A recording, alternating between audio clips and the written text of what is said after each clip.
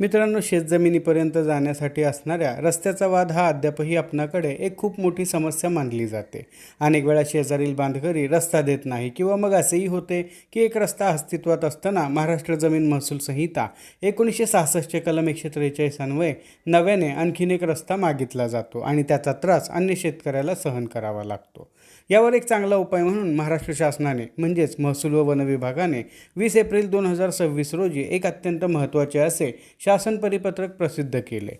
त्यामुळे आजच्या व्हिडिओमध्ये आपण पाहणार आहोत की जर तुमच्याकडे आधीच रस्ता असेल तर तुम्हाला दुसरा रस्ता मिळू शकतो का, आणि या शासन परिपत्रकान्वये तहसीलदारांना कोणकोणते आदेश दिलेले आहेत.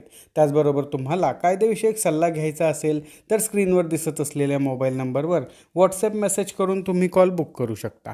त्यासाठी नाममात्र सल्ला फी आकारली जाईल. मित्रांनो, हे परिपत्रक असे अचानक अस्तित्वात आणले गेले नाही. जर तुम्हाला आठवत असेल तर 10 जुलै 2025 रोजी जे पावसाळी अधिवेशन झालेले होते त्यामध्ये तत्कालीन विधान परिषद सदस्य शिवाजीराव गर्जे आणि श्री शशिकांत शिंदे यांनी एक महत्त्वाचा मुद्दा उपस्थित केलेला होता की पूर्वीचा एखादा रस्ता उपलब्ध असताना आणि तो योग्य पद्धतीने उपलब्ध असताना दुसरा रस्ता विनाकारण मागितला जातो.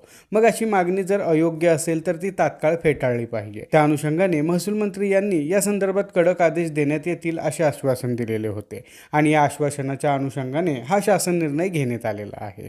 या शासन परिपत्रकातील पहिला मुद्दा त्या बाबतीतच आहे की महाराष्ट्र जमीन महसूल संहिता 1966 कलम 143 अंतर्गत रस्त्याचा हक्क देण्याचा मुख्य उद्देश म्हणजे संबंधित शेतजमिनीला योग्य व वाजवी प्रवेश उपलब्ध करून देणे हा आहे. तथापि असे निदर्शनास आलेले आहे की एखाद्या शेतकऱ्याला त्याच्या शेतामध्ये जाण्यासाठी रस्ता अस्तित्वात असतानाही नव्याने दुसरा रस्ता मागण्याचा प्रकार होत आहे. त्या अनुषंगाने शेतकऱ्याला त्याच्या जमिनीमध्ये जाण्यासाठी रस्ता असेल तर अशा परिस्थितीमध्ये नवीन किंवा अन्य पर्यायी रस्ता कोणत्याही परिस्थितीत मंजूर करण्यात येऊ नये. म्हणजेच एखाद्या शेतकऱ्याला अधिक सोयीसाठी, कमी अंतरासाठी किंवा वैयक्तिक फायद्यासाठी नवीन रस्ता मंजूर करू नये.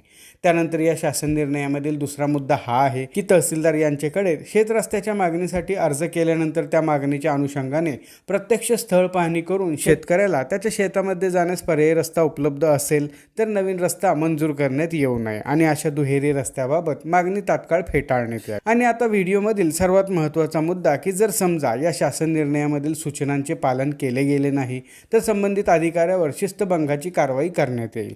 म्हणजे जसे की आपणास हे माहिती आहे की या कलमान्वये एखाद्या शेतकऱ्यास नवीन रस्ता मंजूर करण्याचे अथवा नामंजूर करण्याचे अधिकार तहसीलदार साहेबांना असतात आणि असे तहसीलदार एखाद्या राजकीय व्यक्तीच्या दबावाखाली किंवा लाच वगैरे घेऊन एक रस्ता अस्तित्वात असताना दुसरा रस्ता मंजूर करतात आणि जर असे घडले तर त्या संबंधित तहसीलदारांवर शिस्तभंगाची कारवाई होणार आहे असे या शासन निर्णयामध्ये लिहिलेले आहे.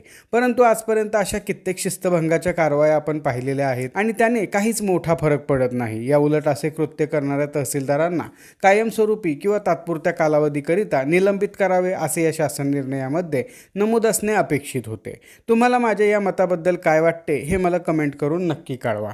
तर मित्रांनो, अशा प्रकारे महाराष्ट्र शासनाने दिनांक 20 एप्रिल 2026 रोजी निर्गमित केलेल्या शासन निर्णयाबाबत आपण सविस्तर माहिती घेतलेली आहे. आजच्या व्हिडिओमध्ये आपण येथेच थांबणार आहोत. पुन्हा भेटू अशाच एका माहितीपर व्हिडिओमध्ये. तोपर्यंत नमस्कार.